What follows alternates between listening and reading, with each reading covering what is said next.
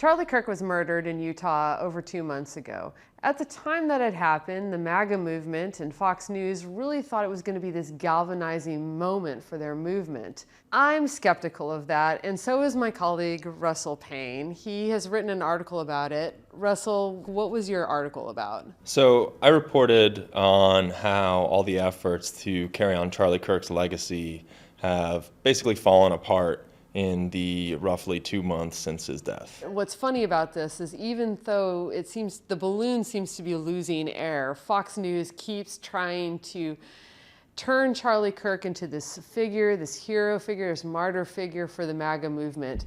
And so I brought Russell in so that we can look at some examples of how they've been doing this and kind of discuss whether it's working. I want to start with this clip of Erica Kirk, who is Charlie's widow, and Fox News literally gave her an award, and it just shows how much they want this to be a call to action for the right. Charlie was courageous, bold, and committed to sharing his vision for America, its families, and the future. His death marked a turning point for this nation. Charlie understood very, very early on that there was a void, especially on college campuses for young people. It is our great honor to present the first ever Charlie Kirk Legacy Patriot Award to the woman who refuses to surrender. Charlie would always tell myself and others that America is worth fighting for. He never fled from the spiritual battle that's ahead, and we all know it. We all feel the spiritual warfare. This whole room feels it. This whole nation feels the spiritual warfare. Everything about this clip, the way she's dressed, the style of the trophy, it's screaming boomer to me. You're a young person. Does any of this speak to you? I have to say, I think Charlie Kirk was often kind of hailed as a youth whisperer, and there was some truth in that. But one of his real talents was being able to go between with sort of the MAGA donors and the older people who want to feel like they're having an influence on the youth. The whole Fox News presentation, you've got to think, who's watching Fox News? It's not young conservatives, it's not young right-wingers, it's mostly old people that are still, watching cable TV. Yeah, it doesn't mean that there aren't young right-wingers out there, but what are your kind of thoughts on what the actual young right is about these days? Well, I think the real fight that's erupted in the wake of Charlie Kirk's death was the entry of Nick Fuentes into the spotlight. And basically people who have neo-Nazi or neo-Nazi adjacent beliefs really driving the narrative among young people on the right wing. And in my mind, Charlie Kirk was actually sort of a dam against that. And one of the ironies in his death is the rise in prominence and acceptance of Nick Fuentes, who hated Charlie Kirk and spent years basically attacking him and his movement. Let me tell you something.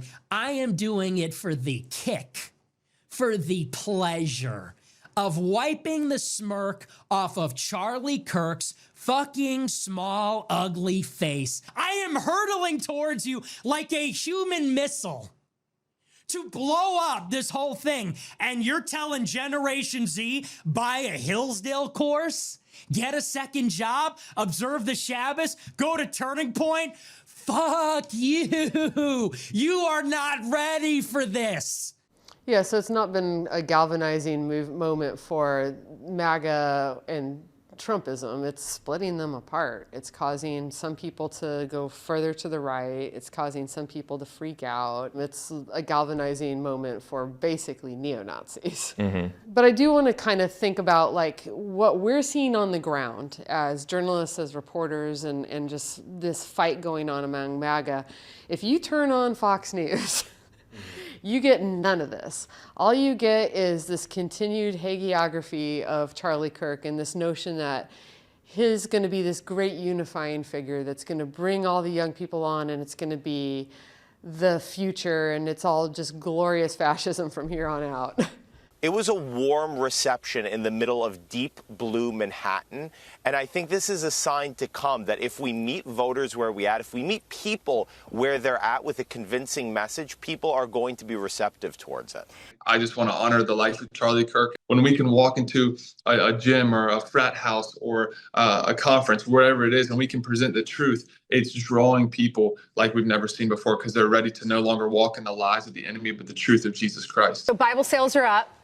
We don't know if it's because of the Charlie Kirk effect, whatever it is, or more people in the younger generation are going to church. Contemporary services are starting to become very popular. Look at these numbers. That's up 36% from last September.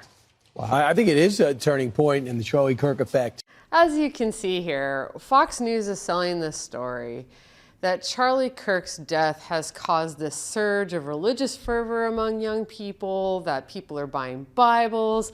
They're like, look, we're here in New York City and all these people are being converted by our Lord and Savior Charlie Kirk.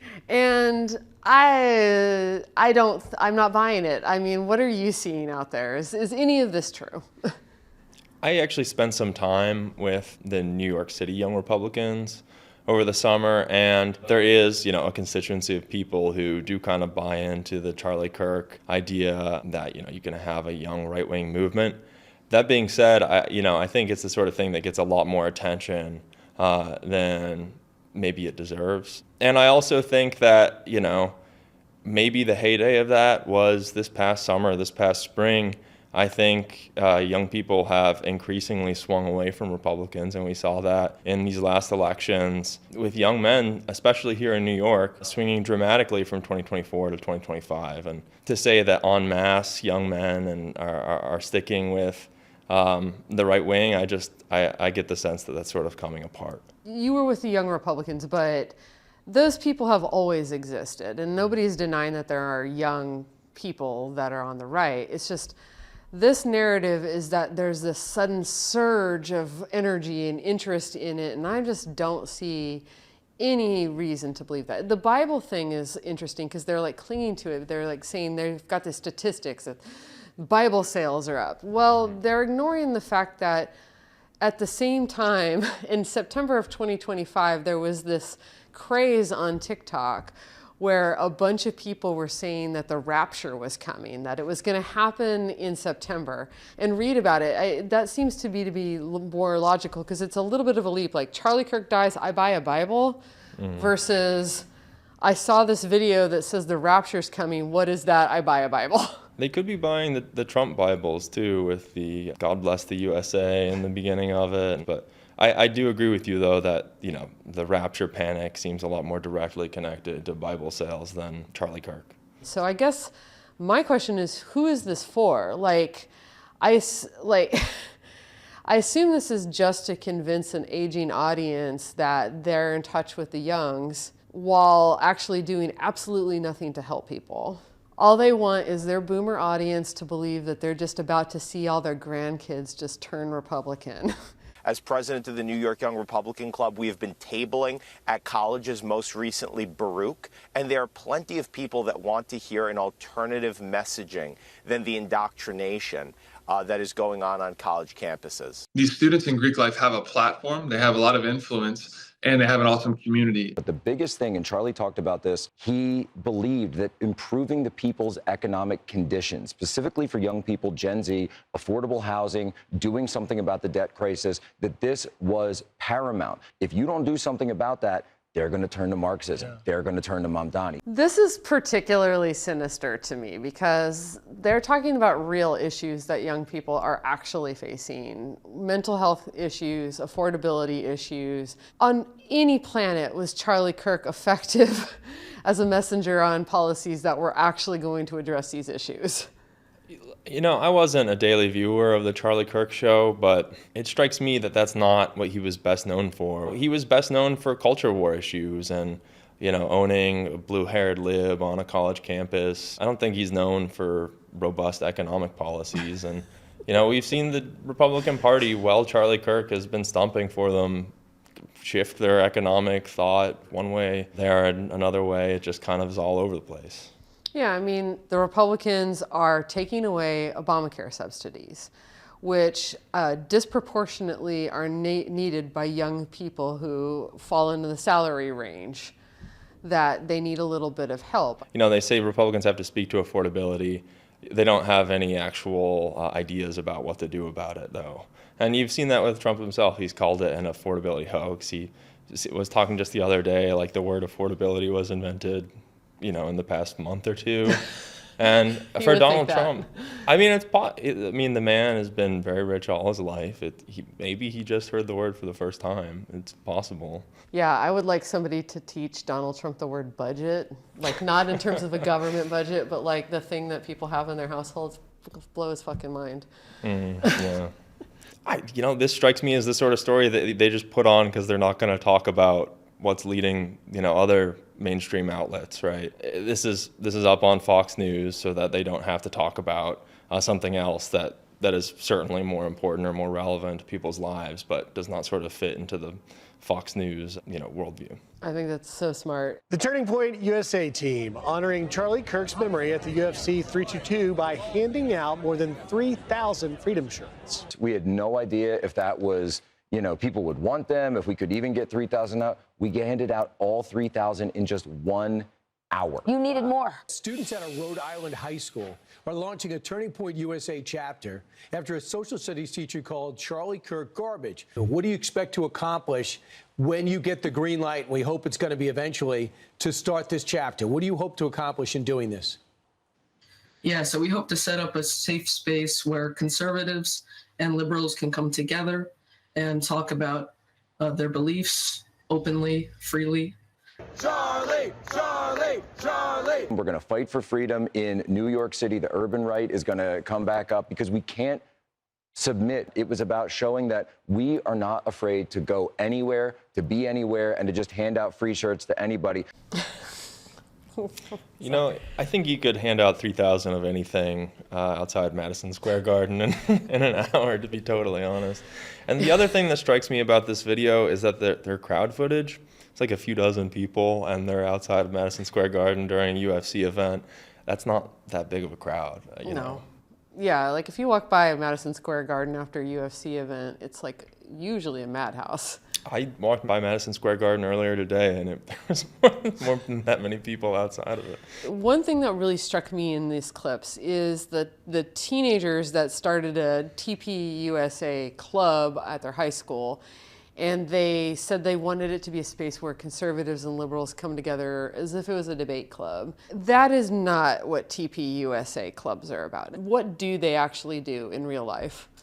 Kind of their main shtick is reporting on professors who they believe are leftists or spreading ideas that are incongruent with their worldview. I've definitely spoken to a lot of professors who have expressed to me over and over again recently that they feel this climate of fear on campus, that they're increasingly being taped by students often who are associated with TPUSA, who then distort what they're saying and try to make it sound like it's leftist indoctrination, and then they get in trouble. The other thing I thought was kind of interesting about, they're talking about how this is a grassroots movement or what have you, is that that's actually really not what TPUSA is or has been historically. It kind of comes out of Charlie Kirk feeling disillusioned on a college campus because he was presented with ideas that didn't immediately cohere to his worldview. And so he got connected with basically a rich guy to astroturf this thing. And I think that's actually reflected in what we're seeing with what Fox News is trying to do right here. The most obvious example of that is the frat guy who's just like with the Jesus is King t-shirt. And he's like, I swear, guys, there's this this sweep of Christian fervor across the frat houses of America. And I'm like, how dumb do you think your viewers are? You're like, yeah, we gave up the keggers and now we have Bible study. Well, one of the things that they were trying to sell people on is it's rebellious to love the president. And I just, loving the president's not cool. It doesn't really matter who the president is. It's not cool to love politicians. It's not cool to be a Republican. It never will be. No.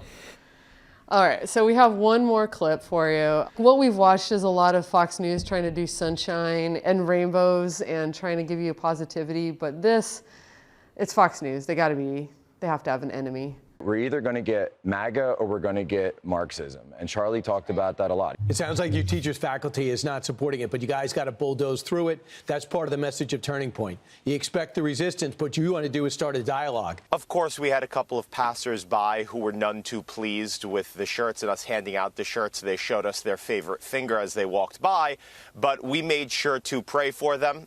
We made sure to honor Charlie's legacy by trying to engage in some sort of conversation. But it just shows how vitriolic the left is. They no longer want to debate in good faith. They're looking to completely dominate, and they're looking to laugh in the face of their enemies, even if that's political assassination. And it really makes you wonder if these people's minds who think that way and have it in them to say these vile things and remarks, if their minds can be rehabilitated. So it does make you wonder. So I'm from the South. I'm going to say right now, I'll pray for you is Southern for fuck you. You do wonder whose minds are going to be rehabilitated too, just in all of this. You know, you wonder, are these TPUSA guys, are they ever going to become, you know, well-adjusted adults? Charlie Kirk was probably the oldest of the TPUSA people, and he was in his 30s, you know. I'm curious to see what these guys look like when they turn 40 or 50 or, you know, just what happens, what becomes of all these guys. So you did the on-the-ground reporting on how much the websites that were built after Charlie Kirk's death have kind of started to fall apart.